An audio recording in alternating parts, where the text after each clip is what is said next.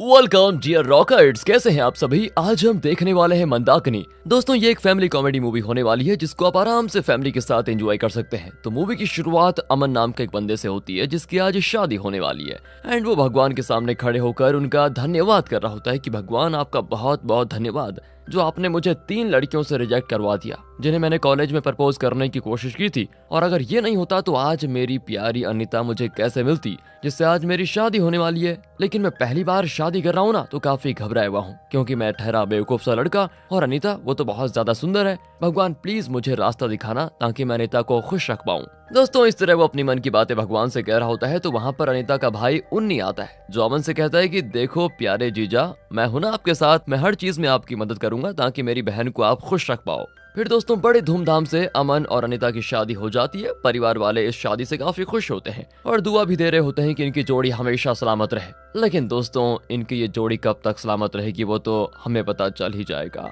एक तरफ सभी खुशियां मना रहे होते हैं तो दूसरी ओर उन्नी अपने कजन सूरज और अंकल के साथ यहाँ शराब का बंदोबस्त कर रहा होता है ताकि आज के दिन सारी थकान वो बड़े आराम से शराब पीते हुए निकाल पाए। इसके बाद पूरी बारात शादी के हॉल के लिए निकल जाती है ताकि वहाँ सभी पेट पूजा कर सकें। लेकिन बारात वाली बस में भी उन्नी सूरज और अंकल के साथ शराब के मजे ले रहा होता है क्योंकि ये सब एक नंबर के शराबी लोग हैं। शराब के बगैर उनका दिन नहीं गुजरता। तो अब सारे लोग आ चुके हैं जहाँ पर अनीता का गृह प्रवेश किया जाता है। सारे पड़ोस की महिलाएं वहाँ पर मौजूद होती हैं और आप लोग तो जानते ही हैं कि पड़ोस की महिलाओं का सिर्फ एक ही काम होता है, इधर की बात उधर को करना और उधर की इधर को। सारी पड़ोस की महिलाएं कह रही होती है अमन तो घोंचू किस्म का इंसान है, बिल्कुल बच्चों जैसी हरकत करता है, इसको इतनी बढ़िया सुंदर लड़की कैसे मिल गई, जरूर दाल में कुछ काला है, कहीं ये शादी जबरदस्ती तो नहीं की गई या फिर इस घोंचू ने अनीता को पैसे दिए होंगे और पैसे के लालच में ही इसने शादी की होगी। वेल दोस्तों अगले सीन में अनीता और अमन का फोटो शूट चल रहा होता है। बेचारे अमन को तो पोज देना तक नहीं आता। तभी उन्नी वहां पर आकर अमन से कुछ पैसे मांगता है ताकि फर्स्ट नाइट के लिए अमन का कमरा सजा पाए। ये सुनकर तो अमन खुश हो जाता है और अपने नाड़े के अंदर छुपाया हुआ पैसा उन्नी को दे देता है। उन्नी दोस्तों बड़ा ही चालू आदमी है, उसने कमरा सजाने के सामान में अपने शराब लेने के पैसे भी ऐड कर दिए थे और बेचारा अमन बिना सोचे समझे सारे पैसे उन्नी को दे देता है। उसे तो बस फर्स्ट नाइट चाहिए कैसे भी करके, जिसके लिए उसको बस इंतजार नहीं हो रहा था। कुछ देर के बाद उन्नी से मिलने उसका दोस्त आता है जो कनाडा की इंपोर्टेड शराब लेकर आया था जो कि बहुत ज्यादा कड़क होती है। आधे गिलास में ही अच्छे से अच्छा शराबी ढीला हो जाता है तो इसीलिए सभी उस शराब को कमरे में छुपा देते हैं ताकि रात से पहले कोई दूसरा इसको घटक न ले। इसके बाद होता यह है कि अनीता के घर वाले अपने घर के लिए निकल जाते हैं, उनको जाना ही था। तो वहीं उन्नी फर्स्ट नाइट के लिए अपने दोस्तों के साथ मिलकर अमन का कमरा सजाने में लग जाता है। लेकिन अमन तो बिल्कुल बच्चों जैसी हरकत कर रहा था। वो खिड़की से अनीता को बार बार इशारा कर रहा होता है एंड ये सारी चीज जब सूरज देखता है ना तो वो उन्नी को आकर इसके बारे में बताता है कि हमें कुछ तो अमन का करना पड़ेगा, अगर उसकी हरकतें ऐसी रही तो वो अपनी फर्स्ट नाइट खुद ही खराब कर लेगा। इसलिए दोस्तों उन्नी एक प्लान बनाता है और अमन को अपने पास बुलाकर कहता है कि देखो मेरी बात ना जरा ध्यान से सुनना, मुझे पता है कि तुम शराब वगैरह नहीं पीते लेकिन आज की रात तुम्हारे लिए स्पेशल होने वाली है और इस बात का ध्यान रखना कि फर्स्ट इंप्रेशन ही लास्ट इंप्रेशन होता है। तो तुम थोड़ा मैच्योर बनकर अनीता के पास जाओ। वैसे मैं जानता हूँ कि मैच्योर कोई रातों रात नहीं हो जाता, पर मैंने तुम्हारे लिए इसका बंदोबस्त कर दिया है। मेरे पास कनाडा की लाई हुई एक खास शराब है, उसे जूस में डालकर पियो, इससे तुम थोड़ा थोड़ा नशे में रहोगे जिस वजह से तुम कम से कम बच्चों वाली हरकत तो नहीं करोगे और साथ ही तुम्हारे अंदर थोड़ा कॉन्फिडेंस आएगा। यार मैंने सूरज से कह दिया है, उसने जूस में शराब मिलाकर किचन में रख दिया है, उसको जाकर बस पी लो। बस दोस्तों फिर क्या था, फर्स्ट नाइट एंजॉय करने के लिए अमन चला जाता है। इधर जहां उन्नी ने सूरज से कहा था कि जूस में थोड़ा शराब मिला देना, उसका उल्टा कर देता है सूरज। वो क्या करता है कि ज्यादा शराब और थोड़ा सा उसमें जूस मिलाता है और उस जूस को वहीं पर रखकर चला भी जाता है। अब जैसे ही अमन किचन में आता है ना तो उसे वहां पर जूस का गिलास रखा हुआ दिखाई देता है जो कि बिल्कुल नॉर्मल जूस दिख रहा था क्योंकि दोस्तों शराब वाला तो किसी ने पहले ही घटक लिया था। अमन नॉर्मल जूस को ही शराब वाला मानकर पीने के बाद जाता है अनीता के कमरे में जहां अनीता का मिजाज उसको थोड़ा अजीब लग रहा था। अनीता ना तो शर्मा रही होती है और ना ही वो ठीक से बैठी होती है। वो अमन के आते ही उससे सवाल करने लगती है, क्या तुम कभी किसी लड़की के साथ रिलेशनशिप में आए थे? बेचारा अमन, जिसे भी उसने प्रपोज किया उसकी हरकतों की वजह से सभी ने उसको रिजेक्ट कर दिया था, इसलिए वो अनीता से कह देता है कि नहीं, तुम ही सिर्फ वो लड़की हो जो मेरी जिंदगी में पहली बार आई है। अनीता कहती है तुम झूठ कह रहे हो, रुको मैं तुम्हें अपने बारे में बताती हूँ। मैं सुजीत नाम के बंदे से प्यार करती थी हम दोनों रिलेशनशिप में भी थे, लेकिन उसने मुझे धोखा दे दिया और मुझे छोड़कर चला गया। मैं उससे मिलना चाहती हूँ। ये सुनकर बेचारा अमन हैरान रह जाता है कि ये अनीता को क्या हो गया और ये ऐसी हरकतें क्यों कर रही है। वो बेचारा तो अपनी फर्स्ट नाइट मनाने आया था, उसका तो पोपट हो गया दोस्तों। तब उसका ध्यान वहां पर रखे ग्लास पर जाता है जिसके अंदर जूस खाली था। ओहो, ये देखने के बाद अमन को सारी बात समझ में आती है कि अनीता ने गलती से वो शराब वाला जूस पी लिया जो कि वैसे अमन के लिए बनाया गया था और इसीलिए अनीता ऐसी हरकतें कर रही है। अब अमन उन्नी के पास आकर उसको सारी बात बताता है कि भाई सब उल्टा हो गया। उन्नी भी हैरान कि वो ग्लास अमन के कमरे में आया कैसे। तब सूरज कहता है कि मुझे डर लग रहा था कि कहीं किचन से वो ग्लास कोई दूसरा उठाकर पी ना ले, इसलिए मैंने उसको अमन के कमरे में रख दिया। मुझे क्या पता था कि वो ग्लास भाभी पी जाएगी, उसमें तो मैंने गलती से जूस कम और शराब ज्यादा मिला दी थी। ये सुनकर उन्नी और अमन दोनों परेशान हो जाते हैं कि करे क्या, किस गधे सूरज को भेज दिया हमने ये काम करने को। वो सभी जल्दी से अनीता के पास आते हैं जिसने तो तमाशा करना शुरू कर दिया था दोस्तों। पूरे घर के लोगों के सामने कह रही होती है कि मुझे सुजीत के पास जाना है, सुजीत के पास जाना है, मुझे उससे जवाब चाहिए कि उसने मुझे धोखा क्यों दिया। एंड इस चीज से पूरे घर वाले अब हैरान भी थे और परेशान भी कि पहली रात को ही क्या हो गया। पर वो ये भी सोचते हैं कि अनीता किस सुजीत के बारे में बात कर रही है। फिर अमन अनीता को शांत करवाता है और सुजीत के बारे में पूछता है। अनीता कहती है कि सुजीत और मैं कई दिनों तक रिलेशनशिप में थे, हमारा रिलेशनशिप बहुत अच्छा चल रहा था, हम दोनों अक्सर घूमने भी जाया करते थे। और दोस्तों वो सारी बातें जो उसको नहीं कहनी चाहिए थी, शराब के नशे में वो सब कुछ कहने लग जाती है। तब अमन की मां अनीता को रोकते हुए कहती है, बस बस रुक जा, हमें और ज्यादा तेरी प्रेम कथा नहीं सुननी। कोई अनीता के माता पिता को बुलाओ यहाँ पर, हमें उनसे अभी जवाब चाहिए कि उन्होंने अपनी बेटी को पहले क्यों नहीं पूछा। तब जैसे ही अनीता के माता पिता के पास फोन आता है कि उनकी बेटी शराब के नशे में पता नहीं क्या क्या बोल रही है, तो वो दोनों तुरंत अमन के घर पर आ जाते हैं। वहां पर आते ही अनीता अपने माता पिता से कह देती है, मुझे सुजीत से मिलना है, मुझे उसके पास लेकर चलो। ये सुनकर दोनों वो भी घबरा जाते हैं कि ये तो हमारी इज्जत पर अब धब्बे लगा रही है। उन्होंने अमन से अनीता की शादी इसलिए करवाई थी क्योंकि अनीता का सुजीत के साथ चक्कर चल रहा था और आसपास में ये बात फैल जाने की वजह से उनकी काफी बदनामी हो रही थी, इसीलिए उन्होंने अनीता की शादी अमन से करवा दी। और दोस्तों यहाँ भी अनीता के माता पिता अपनी इज्जत को बचाते हुए अमन के माता पिता से कहने लगते हैं कि इसमें आप लोगों की ही गलती है, आपके घर वाले सब के सब शराबी और नशेड़ी हैं, मेरी बेटी को भी शराब पिला दिया। बताओ, पहली बार पीने की वजह से ही वो अनाप शनाप बक रही है। दोस्तों अब सारे लोग अनीता को उसके कमरे में लेकर जाते हैं। अमन की मम्मी अपने परिवार की ऐसी बेइज्जती से काफी परेशान हो चुकी थी क्योंकि सभी उनके बेटे और बहू का मजाक जो बना रहे थे। इस परेशानी में वो भी घट घट शराब की बोतलें अपने अंदर उतार लेती हैं, जिसके बाद पूरे गुस्से के साथ अनीता को अपनी गाड़ी में बिठाती हैं और उससे कहती है, सुजीत का घर पता है ना तुझे, मुझे रास्ता बता, मैं तुझको वहां पर लेकर जाऊंगी, नहीं चाहिए तेरी जैसी बहू हमको। बेचारी माँ थी, वो ऐसे अपने बेटे की जिंदगी बर्बाद होते हुए कैसे देख सकती थी, वो भी एक ऐसी लड़की के साथ जो थोड़े ही नशे में आते ही अपने पुराने बॉयफ्रेंड के मामले को सामने लेकर आने लग गई।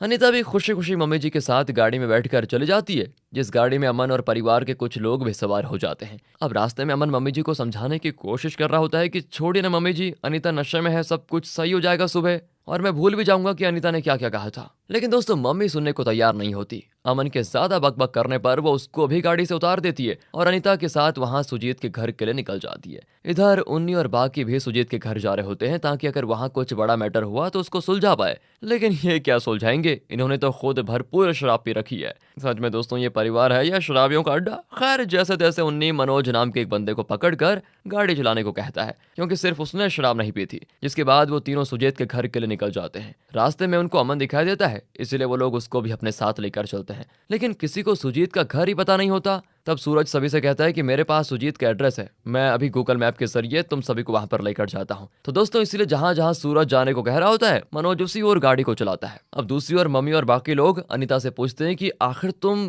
क्या कह रही हो, कि सुजीत ने तुमको धोखा दिया ना, तो असल में तुम्हारे साथ हुआ क्या था वो तो हमको ठीक ठीक बताओ। अनीता कहती है कि एक रात सुजीत मुझसे मिलने मेरे घर के पास आया, मैं सभी से छुप कर उससे मिलने गई, पर गलत टाइम पर ही पड़ोसियों ने मुझको देख लिया और मेरे माता पिता को आवाज लगाकर वो बुलाने लगे। मेरे माता पिता वहां पर आते इससे पहले सुजीत वहां से भाग गया और सीधे आस पड़ोस के लोगों के साथ खड़ा हो गया ताकि सभी को ऐसा लगे कि ये भी पड़ोसियों की तरह देखने आया है कि अनीता के घर में क्या हो रहा है। क्योंकि किसी ने सुजीत की शक्ल नहीं देखी थी ना, इसलिए किसी ने उसको पहचाना नहीं और मेरे माता पिता मुझे ऐसी हरकत के लिए सबके सामने डांट रहे थे और ये सारी चीज दूर खड़े होकर सुजीत देख रहा था। एंड इस चीज से मुझे इतना गुस्सा आया कि मैंने उससे बात करना ही छोड़ दिया। अब दोस्तों जैसे ये लोग आगे बढ़ रहे होते हैं तभी पुलिस वाला उनका रास्ता रोक लेते हैं और उनसे लाइसेंस वगैरह मांगते हैं। एक पुलिस ऑफिसर की नजर जब अन्नी की मम्मी पर पड़ती है तो वो उनसे कहता है कि आपने मुझे पहचाना, मैंने आपके ड्राइविंग स्कूल में ड्राइविंग सीखी थी। और ये सुनकर मम्मी जी भी हैरान हो जाती है, उन्हें पुलिस वाले के बारे में सब याद आ जाता है। वो वहां पर उसकी बुराई करने लगती है कि हाँ मुझे याद है कि तू कितनी घटिया ड्राइविंग करता था,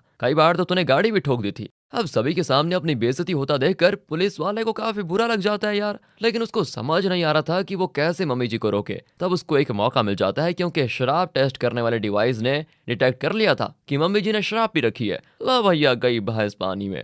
मम्मी जी ने तो अपने पैर पर ही कुल्हाड़ी मार ली। क्या जरूरत थी पुलिस वाले से इतनी बहस करने की। फिर क्या था, वो पुलिस वाला उनसे फाइन मांगने लगता है जो कि करीब 20,000 रुपए था। अब मम्मी जी कहती है तुम मेरे स्टूडेंट हो ना, तो प्लीज हमको यहाँ से जाने दो, अगली बार हम ऐसा नहीं करेंगे। तब जाकर पुलिस वाला गाड़ी में मौजूद दूसरे इंसान से लाइसेंस चेक करके उनको जाने देता है क्योंकि उसने शराब नहीं पी रखी थी। इधर बेचारा अमन जो फर्स्ट नाइट मनाने वाला था वो उन्नी और बाकियों के साथ इधर उधर भटक रहा होता है। सूरज ने नेट पर किसी दूसरे सुजीत का एड्रेस निकाल लिया था और उसी रास्ते को फॉलो करते करते वो लोग एक नदी किनारे पहुंच जाते हैं जहां गूगल मैप अब भी उनको आगे जाने को कह रहा होता है। वो लोग समझ चुके थे कि उनका काम हो गया। उन्नी जिसे शराब पीने की वजह से बहुत जोर से सुसु लगी थी, वो नशे में सड़क पर सो रहे 2 बच्चों के ऊपर सुसु कर देता है एंड गुस्से में वो बंदे तुरंत अपने साथियों को वहां बुलाकर उन्नी की मस्त धुलाई कर देते हैं। तभी अमन और बाकी वहां कर उन्नी को बचाकर लेकर जाते हैं। दूसरी ओर दोबारा सभी अनीता से पूछते हैं कि क्या उस रात के बाद तुम कभी सुजीत से मिली, जिस पर अनीता कहती है कि हाँ मैं उससे दोबारा मिली थी, वो मुझसे माफी मांग रहा था कि मुझसे गलती हो गई, मुझे माफ कर दो।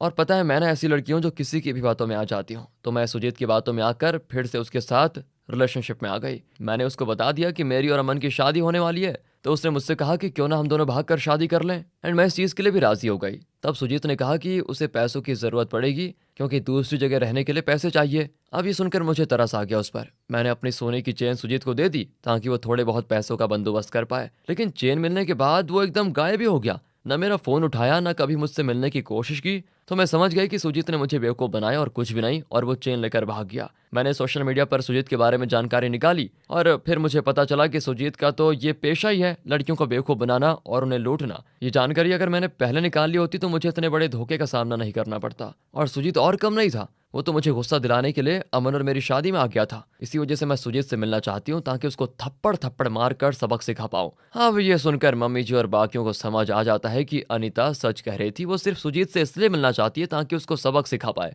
ना कि वो अभी भी सुजीत को पसंद करती है। साथ ही उसने अमन से अपनी मर्जी से शादी की है, किसी के दबाव में आकर नहीं की। इसलिए मम्मी जी कहती हैं ठीक है बेटा, चलो सुजीत के पास जरा उसको दिखाएं। जिसके बाद वो सारे लोग मिलकर सुजीत के घर पहुंच जाते हैं। सुजीत अनीता को सामने देखकर फिर से ड्रामा शुरू कर देता है कि पता है तुम्हारे जाने से मैं अभी तक उदास हूँ। लेकिन दोस्तों ये मम्मी जी उसकी हरकत को जान चुकी थी, इसलिए वो एक ही किक मारते हुए सुजीत को उड़ाकर दूर फेंक देती है। इसके बाद अनीता भी अपने बदला लेते हुए सुजीत का गाल गर्म कर देती है और अब वहां पर अमन और बाकी लोग मुश्किल से रास्ता ढूंढ कर पहुंच जाते हैं। वहां आने के बाद सुजीत के बदमाश दोस्त मम्मी जी और बाकियों का रास्ता रोक लेते हैं ताकि उन्हें यहाँ से जाने न दे, क्योंकि वो सोचते हैं कि आखिर इन लोगों की हिम्मत कैसे हुई सुजीत को मारने की। पर तभी उन्नी एक हाथ से पकड़कर सुजीत के एक दोस्त का गला दबाते हुए उसको हवा में उठा देता है एंड ये देखकर बाकी लोग डर के मारे तुरंत भाग खड़े होते हैं। इसके बाद उन्नी सुजीत को भी धमकाता है कि कल तक अनीता की चेन अगर तूने वापस नहीं की तो उस चेन से ही तेरा गला घोंट दूंगा। सुजीत मान जाता है दोस्तों, और फिर सारे लोग वहां से खुशी खुशी घर के लिए निकल आते हैं। तो मूवी के आखिरी सीन में अमन की पहली रात तो वैसे खराब हो चुकी है, लेकिन दूसरी रात को वो फर्स्ट नाइट मना लेते हैं। जिसके बाद वो और अनीता दोनों कमरे में आने के बाद बातें करते हैं, जहां दोनों बड़े खुश लग रहे होते हैं। उनकी जोड़ी बहुत परफेक्ट लगती है।